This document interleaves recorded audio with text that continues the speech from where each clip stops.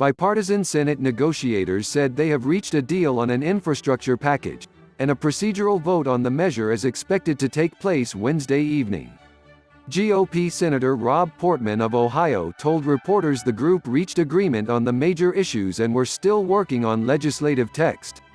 "We are prepared to move forward," Portman said after the Republicans working on the deal met with Senate Minority Leader Mitch McConnell, RK. Senator Kyrsten Sinema of Arizona, who was leading talks for the 10 Democrats at the negotiating table, told reporters on Capitol Hill that, "We are very excited to have a deal," and said that she had spoken with President Biden about it. Biden later told reporters he was "feeling confident" about the bill. In an address Wednesday afternoon at a truck plant in Pennsylvania, Biden added that he was working with Democrats and Republicans on the deal because, while there's a lot we don't agree on, I believe that we should be able to work together on the few things we do agree on. The announcement comes a week after a failed test vote on the deal, with Republicans saying Senate Majority Leader Chuck Schumer, DNY, was moving too quickly. The bill is expected to be around $1.2 trillion over 8 years with roughly $559 billion in new spending, but the final details on key components were still being worked out. Republican Senator Susan Collins of Maine, one of the 10 GOP lawmakers in the talks, said there is $65 billion for broadband deployment in the bill.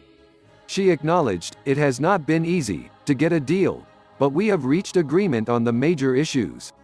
Portman said the bill is paid for, including using funds from combating fraud in unemployment assistance programs. The group is awaiting a final price tag from the Congressional Budget Office. Senator Jon Tester of Montana, one of the Democrats involved in the talks, told reporters that the final text has not yet been fully circulated, but he expects the final agreement will be completed Wednesday.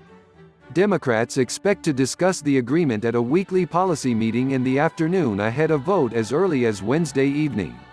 Senator Joe Manchin, DW, VA, said he expects the first vote will be on placeholder legislation that will later be amended to include the full text of the agreement. That process is not uncommon. It allows the Senate to move ahead while staff drafts the legal legislative language necessary for a bill to come up for a vote. The No. 2 Senate GOP leader, Jon Thune of South Dakota, told reporters that Republicans still wanted to see the final details, but he was open to voting for the bill. "I want to encourage this because I think it's good to have a bipartisan exercise around here once in a while on something that matters, and it's important to people in the country," Thune said. He thought leaders would work on a deal to consider amendments so both sides could try to add elements.